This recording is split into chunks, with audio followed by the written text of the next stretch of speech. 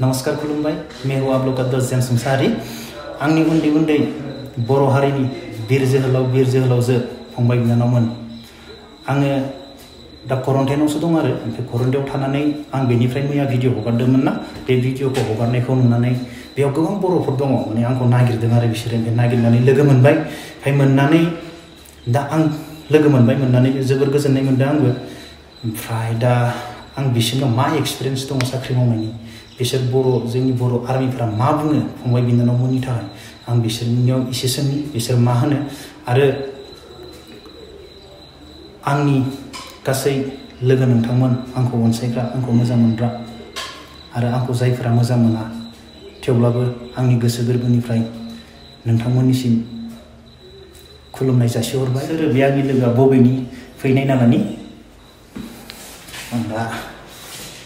नैयाव दं आरो सिखारगोना सिखाराखै नोंसोरलाय नै आंनि लोगो आं नोंसोरनो देखायगासिनो दा नायबाय थानाय जाबाय नै बे जाबाय क'क्राझार ब्रिज सेरावनो बेनिया फ्लाइअभार सेराव मा होनदोंना दा नामा आं थानि दैमारि ओमफ्राय फंबायमोन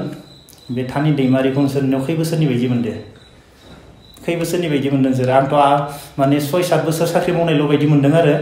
बाट लेकिन आदा नोंनि साख्रिया बेसेबां जाखो आं 18 बोसोर जाबाय रानिं 18 बोसोर माने 18 बोसोर जाबाय माने पेन्सन 15 बोसोर 3 माहावनो पेन्सन लागु जायो 17 थांजायोमोन दा आदाया माला थांगोन दा पेन्सनाव आं 2025 आव ओंखारसै 25 आव ओंखारनोसै ना माने मावबावगोन 22 बोसोर मावना थांसै 22 बोसोर मावनानै थांसैनो खिन्थु बयखौ नायलाय आंनि बयखौ नायलाय आंखौ बोरायसिन नुदों माने फंबायमोन बेनो आरो आं बुंनो सानो फंबायमोन नोंसोरो फौजि होननानै बा फौजियाव जेसेबां मानसिया फौजियाव साख्रि मावो सब गोरिब न'खरनियासो मावखायो नंगौना नङा जायफोर गोरिब न'खरनि फौजि नंगौना नङा मेक्सिमाम जोंनि बर'फोरा गोरिबासो मावो खिन्थु आर्मियाव अफिसार होनाय लोगो लोगो बेसेबां धोनि न'खरनि नंगौना नङा बिफाया 2 लाख 2.5 लाख दरमा मोननायनि फिसालाया आर्मि अफिसार जायो नंगौना खिन्थु जोंनियावथ' भाई 2 लाख मोननो गोनांबाथ' इनि फिसालाया मा जागोन जों बुंनाया नंगौना राइट ना खिन्थु जों दिनैसिम बर' अफिसार नुफेराखै आरो गैयाबो आङो अफिसार नुबाय जोंनि आसामनि सुनामदोन होननाय MMA प्लेयारबावसो नोंथांमोना सिनायो खोमा भबजित MMA बेबो जोंनि बर्मानिनो MMA दा इन्टारनेसनेल आमेरिकायाव दङ बेजों MMA गेलेनाय सासे आर्मि अफिसार डक्टर गुवाहाटीनि सुनामदोन होननाय आं बेखौल' मोनबाय आरो डेन्जार प्रेक्टिस खालामोमोन आंखौ बे जोनाय सौनाय दिनैसिम नुफेराखै ओमफ्राय नैयो मा नाममोन आदानिया एम नार्जारि आंखौ समान बयगनि थेवब्लाबो आंनिया बयग गायसि माने आंखौ बोरायसिन नुयो आरो एम नार्जारिनि स्टाइलखौ नायजि स्टाइल बेसेबां साख्रि जाखो एम नार्जारि आंना दा 10 बोसोर सोलिगासिनो आंनिसै बोसोरसे खम बे माने बोसोरसे 1.5 बोसोर खम आरो ओमफ्राय जायगाया आं क'क्राझारावनो थायो क'क्राझार टाउन अब्लाथ' क'क्राझार आं थांबाय नोंसोर आंखौ दोनगोन ना दोना वेलकाम ना हटेलाव थानांगोन प्रब्लेम गैया फैबानो नोंनि थाखाय जेरै दङ ओमफ्राय आं बेखौनो बुङो आरो आदा नोंसोर सारैबो मायबा मोनसे आं दोनखांबाय जोंनिया बिमा बिफायाबो खायफाया गियो फौजियाव फौजि होननाय लोगो नङा खिन्थु फौजियाव जेसेबां मानसिया थैदो बेनिफ्राय बाइक एक्सिडेन्ट जुमाय लोंनानै बांसिन थैयो नङा सानसेयाव बेसेबां मानसि थैयो फौजियाव थैया होमबा बहुत कम ओमफ्राय बे आदानि बागै आं एसे खोन्थानि दै जेब्ला मणिपुराव दग्रा उरि फिल्म ओंखारनाय दग्रा एटाक जादोंमोन बेयाव माने आदायाबो दंमोन आंबो दंमोन आं खिन्थु शिलंआव दंमोन आरो फुटबल प्रेक्टिसनि थाखाय आसाम सेन्टाराव ओमफ्राय आदाया बे खालिनि जाथाय एसे खोन्थागोन नोंसोरनो खोनासंनानै बे समाव आं मणिपुराव दंमोन बहुत गिदिर घटना जादों आरो आं 15 दिन हाग्रायावनो थानांदों जाया लोङा थारमाने बे फार्स्ट अपारेसना बोरैमोन अपारेसनाव जों फुंनिया मायाव नायदोंमोन जों माने कामबायजों फैगासिनोमोन जोंनि माने बिसोरजों जों रिलिभार जालायदों चेन्ज जादोंमोन आरो इउनिट जों माने टाउनाव सोलिदोंमोन जों कामबायजों फैनायाव आरो बिसिनि कामबायजों फैफिननो नागिरनायाव जों एसे लेट जानानै जों ओमफ्राय दस्रा बिसिनि कामबाय आगोलनि ओंखारगोरबाय ओमफ्राय जों बिनि उन थांनायाव जों नुबाय कि बे घटना जाबाय होननानै ओमफ्राय जों जेब्ला थाङो नायोबा मानसिफ्राथ' खतम जाखाजोब्बाय बे समावनो ओमफ्राय बे समाव जों लोगो अपारेसन लन्च खालामदोंमोन ओमफ्राय बे समाव जों साथिबो मोनाखै बुजिदोंना बुजियाखै आं मिथिला मानो होनबा क'क्राझारनि आं एसे सानजारि टाइपआव बुंनानि बिसोर क'क्राझारनि एसे आलादा ना माने जायथु आर्मि चेन्ज खालामनायाव बिथु दग्राया फुङाव ओंखारबोनायाव बे आदायाबो ओंखारबोनायदोंमोन माने जास्ट मायबा मोनसे उनाव गारिया लेट जादों बेनिफ्राय बे इसे फैनायावनो माने 100 to 200 मिटार फैनायावनो बे गारिखौ गावजोब्बाय बेयाव आदायाबो जमा फैफानायबा थैयोमोन आरो बेफोरबायदि बुंदों आरो बेनिफ्राय लगे लगे 7 दिन मा होनोमोन 15 दिन लगे लगे अपारेशन खालामदों माने जेरै जुथा जेरै गस्ला गांसे दोङो माने 15 दिन अपारेशन खालामदों हाग्रायाव माने मोनजादों ना मोनजायाखै बिदिनोसै जों बा जा आंनि आखायाव only for 150 थाखाल' दंमोन बेजों जाना आङो बरमानि मिगि जायै जायै जों 10 थाखा 5 थाखानि बिस्कुट बायै बायै 15 दिन थादों 15 दिन थादों आरो ओमफ्राय बिसोरखौ रावखौ मोनासै ना मोनासै जों अब्ला नुदों फंबायमोन बेखौ खोनानानै नोंसोरो माने गिनाङा बा डाउन जाना जों माने जससो जानांगोन नङा मोनसे लाइफनि एक्सपिरियेन्स मोनो ओमफ्राय नोंनि एक्सपिरियेन्सखौ बुंलायदे मोनसे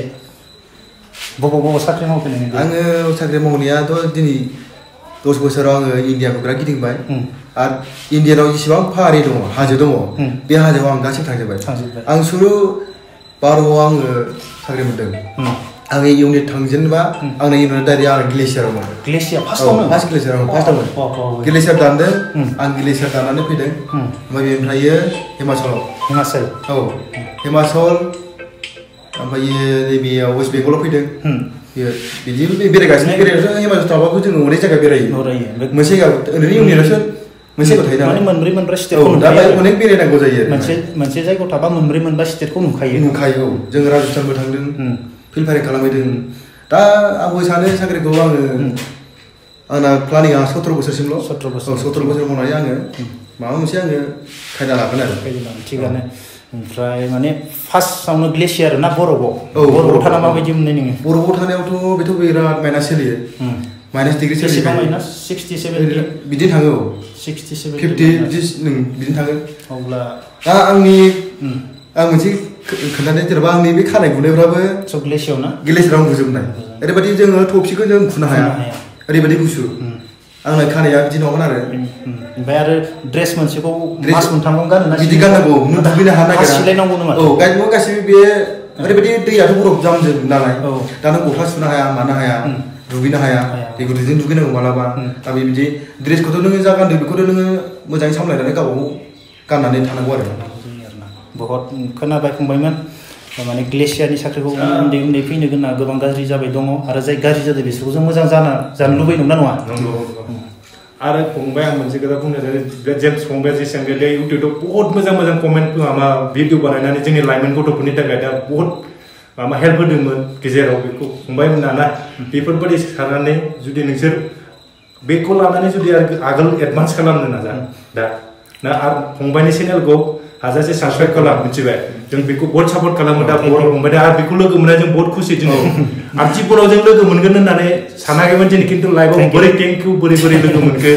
मैया जों फंबायखौ भिडिअ बानायनानै बे हगारदोंमोन ओमफ्राय जों बे इउटिउबाव नायदोंमोन आरो फंबायखौ ओमफ्राय आरो बे फंबायाथ' बे दंफैयो ओमफ्राय सानबाय जों हादों ओमफ्राय जों दहाय फुङाव सानैजों मैया हरनाय 11 नायदों बिनि भिडिअखौ बे फंबायजों ओमफ्राय बे आंनो खोन्थादों भाइ जेम्स भाइया बे दंफैयो जेम्स भाइया ओमफ्राय गाबोन जों नागिरथारगोन बेखौ ओमफ्राय लोगो कमेन्ट लिरना हरदों कि फंबाय आंनि बे नाम्बाराव नों गाबोन लोगो हमनो दा फंबायखौ दिनै बे लोगो मोनलायदों बहुत गोजोन जों बिराद गोजोननाय थेंक इउ मिथिबाय आरो फंबायखौ जेरैबाबो हाजासे सापर्ट खालाम आरो नोंसोरबो जोंथ' जेनेबा फौजिसो ना नोंसोर जेनेबा मोजां जानो लागा मोजां जोंनि बर' हारिखौ फोथांनो नाजा मिथिबाय आरो आं फंसे बुंबावनो जों इसे खोन्थानानै दे एलअसिनि बागै जों बर' भाखासो बर्डाराव जों दा बर्डाराव दं हा बर्डाराव जोङो मोनसे पस्टआव 3 4 दिन थानांगौ बोरै थायो इसे खोन्थानालाय आरो बेथ' बिदिनोसै माने खै घन्टा डिउटि खोन्थालाय जों दा सासेयाव 3 घन्टा 4 घन्टा 5 घन्टा डिउटि जों दा रटेसन खालामनाय नालाय ओमफ्राय जों दा उन्दुनायाथ' बिदिनोसै जोंना दा उन्दुनाया बर्डारा बेसेबां गोजान खोन्थालाय आरो आं थानाय बर्डाराथ' दा बेसेबां बुंनो थाङोबा 300 मिटार 250 मिटारनि गेजेराव मोनसे दं पस्ट बिराद डेन्जार बे जायगाया ना एट टाइम जोंनाव गुलि फैयो आरो ना 60 मिटारनिबो दङ जेनेबा पाकिस्ताननिफ्राय नोंसोर ओंखाम जागोना जायाखै ना रायलायबो आरो जों माने रायलायबो लायो आरो बिदि जों माने आरो बे जायगायाव खोन्थालाय जों इन्डियान आर्मि सासे गैयाबानो इन्डिया मा जायो एसे बुंना होलाय मानसिफोराथ' मोनथिया जानो हागौ जों माने बे पस्टआव सासेल' गोमानांगौ माने अब्लानो माने बे पस्टआव फैनानै माने बे धंस खालामजोबनो हायो आरो बे लामाखौ एटे बे जों ओंखारलायबाथाय जोंनि इन्डियायाव हाबबाय होनबाथाय बिसोर माने सुइसाइडआव फैखायो आरो सुइसाइड खालामनो फैखागोन आरो जोंसो सुइसाइड सिस्टेमाव फैगोन आरो सासेनि जायगायाव जों 10 जनखौ जोंखौ बुथारलाङो बिसिनि टारगेटआ बिदि फैयो ना एलसिनि साख्रिया बेबादि नङा आरो जोंनि थानायनिफ्राय जानायनिफ्राय जों बहुत खस्थ' थानांगौ फैयो खिन्थु जों बयबो बुङो ना फंबाय गोजाननिफ्राय हाजोखौ समायना नुयो खाथियाव थांबा मा दिन नुयो ना बिनि थाखाय गिनाङा जस माने मोनसे इमर्टेल फौजि साख्रियाव ना फौजि साख्रिया बहुत बेस्ट नुगोन बहुत जागा नुगोन दा नोंसोर जों अनेक जायगा गिदिंबोबाय 18 बोसोरनि जायगायाव जों अल इन्डिया गिदिंबायानो बुंजाबाय आङो लाइफआव अल इन्डिया आं जोंनि सिमाङाव जों नुफेराखै आं अल इन्डिया गिदिंनो मोनगोन जोंबो सिमाङाव नुबाय फ्लाइट गाखोनो मोनगोन ना राजधानी ट्रेन गाखोनो मोनगोन सानाखैमोन जों एसियाव गाखोनानै थांनो ना लाइफआव आंथ' आफ्रिका नुदों दा आफ्रिका फंबाय आरो बे आं फंबायखौ फरेन थांना फैदों आं 18 बोसोर फरेन थानायखाय फंबाय फरेन थांना फैबाय आं बिनि लाइफखौ मिथियो 1 बोसोरनिफ्रायनो बिनि माबाखौ आं इउटुबनि माबाखौ भिडिअ बानायनायखौ नायबाय थायो ना ओमफ्राय खिन्थु बेजों बहुत सेस्था खालामोमोन आं रायज्लायनो दिनै लोगो मोनदों लाइफआव लोगो मोनबाय जों आरो नैबे फंबाय क'क्राझारनियानो एखे लोगो जों सानैजों मोनसेजों थायो थांनायावबो सिटियाव थांनायावबो खनसेयाव थांना फैदों ओमफ्य दा फैनायावबो खनसेनो फैदों सानैजों ओमफ्राय दा जों बे लोगो मोनदों फंबायखौ बिनि थाखाय नोंसोर ना जेम्स भाइखौ जेरैबाबो कमेन्ट खालाम साबसक्राइब खालामदो आरो बेखौनो बुंनो सानो जोङो दा जोंनि फैनो गोनां फंबाय बिनानावमोना गिनाङा आरो फार्स्टआवनो जों गिना नुना नङा मोजां खामानि मावनो थाखाय मालाबा गिना गाज्रि खामानि मावनोसो जों गिनांगौ नुना नङा जों माने मानसिया सब बुस्थुखौनो मावनो हायो नंना नङा आरो जों खोन्थाबाय फौजिनि खामानिया माबायदि जों एसेल'सो खोन्थादों नंना नङा खिन्थु बहुत दङ ओमफ्राय जों बेखौनो फार्स्टआव बुंदो आरो माने फौजियाव माने हार देशखौ गिदिंनो मोनो नंना नङा आरो फौजिनि सेबां दिनैनि दिनाव जोंनियावसो जोंखौ सनमान होआ जानो हागौ खिन्थु गुबुनाव माने फौजिखौ ओरैबायदि सनमान होयो दिनै दिनाव नुदोंमोन फंबायखौ सुटियाव लोगो हमनो सानदोंमोन आङो खिन्थु लकडाउननि थाखाय हमनो हायासै बहुत फंबाया बहुत जायगायाव गिदिंनानै बहुत हेल्प होबोदों नुदों आङो आरो जोंनि दानि लाइमोन गथ'फ्रा दानि जानाय लोंनायाव गोदोसोना दङ ना बेफोरबायदि जानाङा फंबाया बहुत होदों आरो दा बेखौनो जों जाहाथे गाब्रबाय माने जोंनि फैनो गोनाङा गाब्रनाङा जों गोसो नंना नङा सोरबा बुजियाखैबा आरो जों जाहाथे दिनै देशनि थाखाय मावदो जाहाथे नोंसोरो देशनि खामानि मावालासिनो गुबुन खामानि माने फार्स्ट क्लास अफिसार जानायखौ जों लुबैयो मानो होनबा जोंनि बर' हारिया सासे मोजां सासे गोजान गथ' ओंखारोबा बेसेबां गोजानाय मोनो जोंबो फौजिफ्रा बुङो नै बर' सासे गोदान ओंखारदों जों निउसफ्राव ओंखारोबा जोंनि गोसोखौ बेसेबां मोजां मोनो नोंसोर देरनानै जोंखौ माथो होलायना राव होलायना खिन्थु जोङो सानो आरो गोसोआव थायो आरो उमुकनि फिसालाया मोजां जाबाय जों साबा जायो थारमाने गोसोआव खिन्थु नोंसोर जोंखौ माने माबा खालामलायना केयार खालामलायना जेबो खोथा गैया जोंनि गोसोआ उमुकनि फिसा मोजां आरो जाबावथो आरो जातिया जों देरगानाय जों बेखौ हारिया जोंखौ दाबायनो हाया बेखौसो जों सानो आरो जोंनि बर' फिसाफोराना ओरैबाबो जोंनि ट्राइबेल मानसिया गोख्रोंखा जेरावबो आखा फाखा जानायनिफ्राय लोंनायाव जोंना जानाय लोंनायाथ' जोंनि ट्राइबेलनि माबायदि मिथिखाजोबो दस्रा हारिया आरो गिनायावबो एसे खमखा जोंनि जातिया जोंनि बर' हारिनि मानसिया मिथिबायना इसलिए स्ट्रंखा जोंनि मानसिया खिन्थु जोंनाव बेनो एना एनिया बारा मिथिबाय एना एनिया बारा गावजों गाव एना एनिया बारा खौसे गैया खौसे जानायनि थाखाय बहुत गोनां जोंहा दा जों जेरैबाबो खौसे जायोबा जोंखौ जायगायावनो जोङो मोजां मोनसे खामानि मावनानै जानो हायो दा बेंगालर सेंगालर बेबायदि गिदिंनानै जों बेबायदि गोदाव सोराव बहुत लोगो मोनबाय ट्रेनाव जों मोनोना बहुत गोदाव सोराव लोगो मोनबाय जों ट्रेनाव थांनायाव एखमबा जों लोगो मोननानै 1000 2000 गाहाम होबो बिसोरखौ सिट गैया गैया एखमबा जों नुनानै बर'नि मोखांखौ नुयोबाथाय जों सोङो बबेनि नोंलाय फंबाय मानि बिदि होननानै सोङो जोङो एखमबा जानाय लोंनायफ्रावबो हेल्प होबावो जोङो दा आंजोंनो सानै सेंग्राया आंजों मैया रायज्लायदों बहुत खस्थ'नि खोथा बुंहरदों बे ना बेंगालराव थानानै दा बिमाया लोमजाना दं बेना ना बेफोरबायदि जानानै दं दा जोंनि बर' हारिनि आरो बिनि थाखायनो दा फंबाया बहुत खम माबा भिडिअ बानायनानै गेजेर बहुत हगारदोंमोन दाखालि लकडाउननि गेजेराव